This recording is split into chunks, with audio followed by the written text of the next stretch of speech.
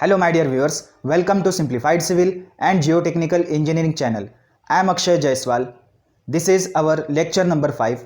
In this video, I am going to explain factors affecting rate of demand, factors affecting per capita demand, variations in water demand and methods of forecasting of population. So let's start the video. Lecture number 5. Name of subject is Public Health Engineering. It is also known as Environmental Engineering. Name of chapter is Quantity and Quality of Water. Syllabus points covered in this video are as follows. First point is factors affecting rate of demand. Second one is rate of water demand. Third, factors affecting per capita demand of water. Fourth, factors affecting water demand. Fifth, variations of water demand. And last one is forecasting of population. Now we will see in detail about factors affecting rate of demand. Let's see rate of water demand. First point is the rate of demand is the rate of water to be supplied per person per day. Point 2. This depends upon several factors such as requirement for domestic consumption, normal industrial needs, fire demand, etc. The total demand for all needs including common requirements such as fire demand is worked out on per capita basis by dividing the total demand by the number of persons served. Here, meaning of per capita is amount of water required per person, or we can say amount of water required for a single person. Thus, if P is the population served and Q is the quantity of water for whole city required per year in liters, then per capita demand is given by Q divided by P into 365. Its unit is gallons or it can be measured in liter per capita per day. Our next point is factors affecting per capita demand of water. Point number 1. Big cities have more population than small cities. The demand per capita also increases with increase in the population. Per capita means amount of water required per person. Point number 2 is climatic conditions. This is also a factor which affect per capita demand of water. Third point, habits of people. Fourth, presence of industry and type of industry. Number 5, the consumption per capita from season to season, month to month, day to day, as well as hour to hour. Number 6, the peak monthly consumption occurs in summer. Point number 7, the system of billing metered or unmetered on lump sum basis. Point number 8, system of supply, continuous or intermittent supply. Point number 9, thefts and wastage of water in the system. Point number 10, efficiency of waterworks department. Now we will see in detail factors affecting water demand. First point is size of city. Now we will see how size of city affects the water demand. Per capita demand of water is generally more for large cities since commercial and industrial developments takes place in them. Number 2, habits of people. The use of water depends upon living standards of the consumer. This depends upon economic status of the people. Point number 3, climatic conditions. Climatic condition also affects the water demand. At places where summer are hot and dry, the consumption of water is more as more quantity is used for bathing, air coolers, sprinkling of lawns and gardens. Point number 4, cost of water. If the cost of water is more, the consumption of water will be less and vice versa. Point number 5, commerce and industry. Presence of industry increases per capita demand, it also varies with the type of industry. Point number 6, quality of water. If quality and taste of water is good, consumption will be more. The people will not use other sources like well water. Point number 7, efficiency of water supply system. If system is efficient, the pressure in the distribution pipes will be high, causing more consumption. Losses through faulty plumbing will also be more. Point number 8, system of sanitation. If underground drainage system is provided in the town, more quantity of water is used in the flushing of water closet and urinals. Point number 9, system of supply. The water supply to a city may be intermittent or continuous. In general, the consumption is less in intermittent system.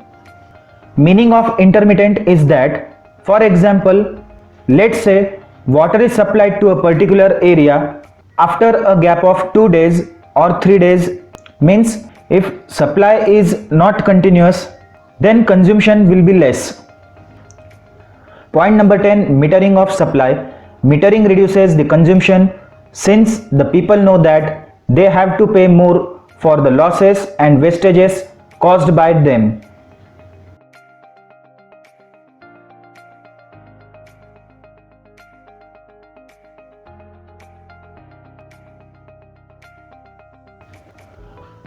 Next point is variations of water demand.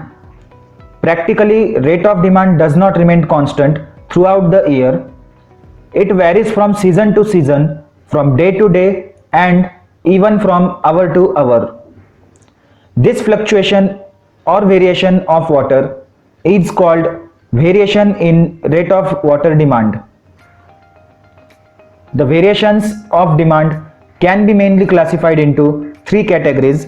First one is seasonal variation, second one is monthly variation, third one is daily and hourly variations. Now we will discuss in detail about seasonal variation, monthly variation, daily variation and hourly variation. First one is seasonal variation. The demand of water will be more in summer season than in winter season. In winter and during rainy season, demand will be further less. Such variations are more in hot weather country than in cold weather country.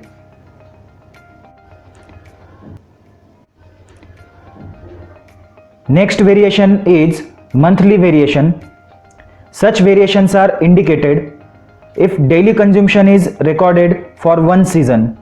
If we want to find out monthly variation, then we need to record the consumption for one season completely, that is summer, winter or rainy season.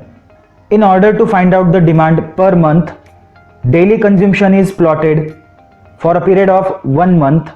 Means here if we want to find out demand for a month, then we need to take record of all 30 days of that month and average line is drawn on the graph. This line indicates the monthly average daily demand. Monthly average daily demand in January is least while it is maximum in June in India. Now we will see daily and hourly variations. Point number first, daily and hourly fluctuations depends on various factors such as consumers, type of area, that is industrial or commercial area. Point number 2, the consumption of water will be more on holidays or Sundays as compared to other days. Point number 3, the peak demand is during 7 to 9 am. Peak demand means maximum use of water is during 7 to 9 am in morning. On weekdays which steadily falls, and the minimum is reached between 11 am to 1 pm. Means water is consumed very less between 11 to 1 pm in daytime Point number 4. This again reaches the peak between 7 to 9 pm, means maximum water is utilized in 7 to 9 pm. Point number 5. The minimum demand on the water system is from 9 pm to 5 am. Now we will discuss forecasting of population. A water supply scheme includes huge and costly structures which cannot be replaced or increased in their capacity easily and conveniently. For that purpose, the various components of water supply scheme are purposely made larger by estimating the future population as accurately as possible. In this way, the complications in the expansion of water supply scheme due to increase in population can be avoided by easily considering the population forecast in the design of the water supply scheme. Point number 4. The demand for water will be more if the population is more. Point number 5. Whenever any water supply scheme is desired to be designed, it is not designed for the present population. It is designed for the population of what it would be at the end of number of years. Means, for example, if we want to design water supply scheme for a city, then we will not design water supply scheme for the present population of year 2020. For example, we will find out population, let's say after 30 years, means population of the year 2050, and we will design the water supply scheme for the year 2050, and according to that population we will consider the components of our water supply scheme. In this way, we will design the water supply scheme for the year 2050 so that we can avoid redesigning of water supply scheme in future. Point F. The population to be served at the end period should be forecasted to calculate the water requirement. Point G. The population at the future date is determined from the present population and the population of the previous year. Point H. The population of any town or city in any year can be obtained from census record. Point I. Finding the probable population of a city at a future date from the census data of previous decades is known as forecasting of population. Now we will discuss methods of forecasting of population. The following are methods by which future population is forecasted. First one is arithmetical increase method. Second, geometrical increase method. Third, incremental increase method. Fourth, graphical method. Fifth, graphical comparison method. Number 5. Next one is declining growth method or decrease rate growth method. And last one is the logistic curve method. Our first method is arithmetical increase method. First point, this method is suitable for forecasting the population of old developed cities. Point number 2, it gives low results as compared with other methods. Point 3, in this method, the increase in the population per unit time is assumed to be constant. Means increase in population is assumed to be constant in this method. Point number 4, the increase in the population is taken as the average increase in the last 2 or 3 decades. Here again, 1 decade is equal to 10 years.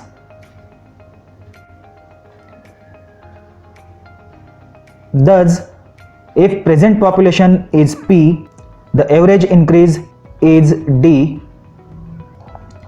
To find out the future population by using arithmetical increased method, the formula is as follows. Here notation is PN, P plus ND. Here meaning of PN is future population and capital P is present population, small n is number of decades and D is average increase. Second method is geometrical increase method, which is also known as uniform increase method. Point first, this method is suitable for forecasting population of very young and fast developing cities.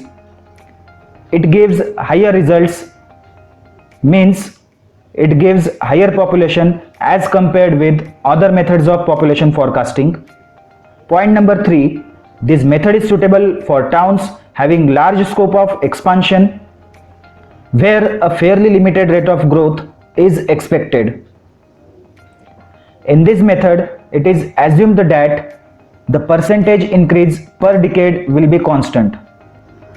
Means percentage increase in every 10 years is assumed to be constant.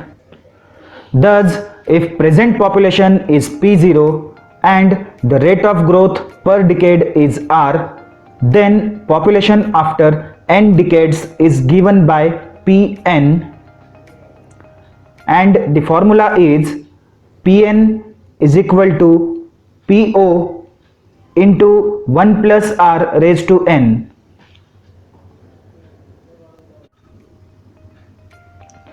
Third method is incremental increase method.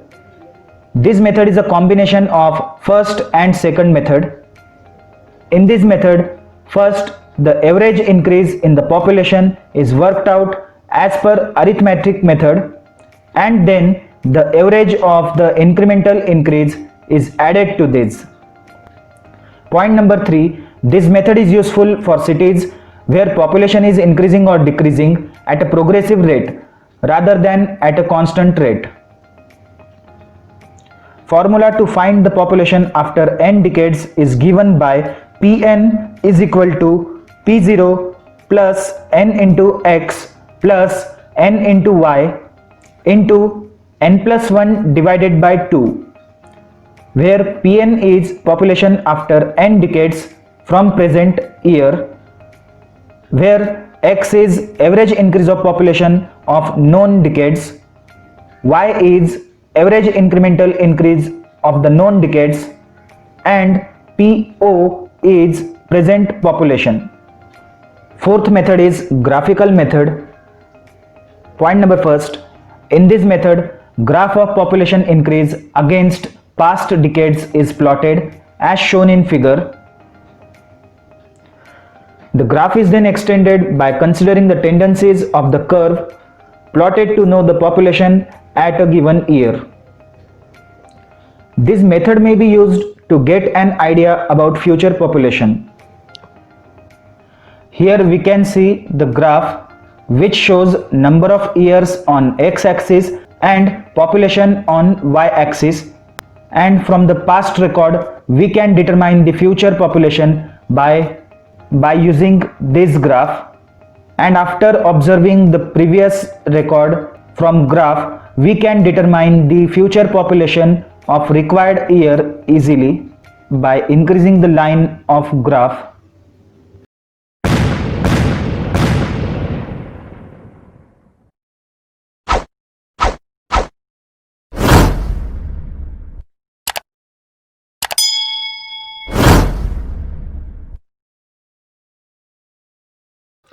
Hope you like the information given in this video. If you are watching my channel for first time, then click on subscribe and share with all your friends. Thanks for watching. Jai Hind, Vande Mataram.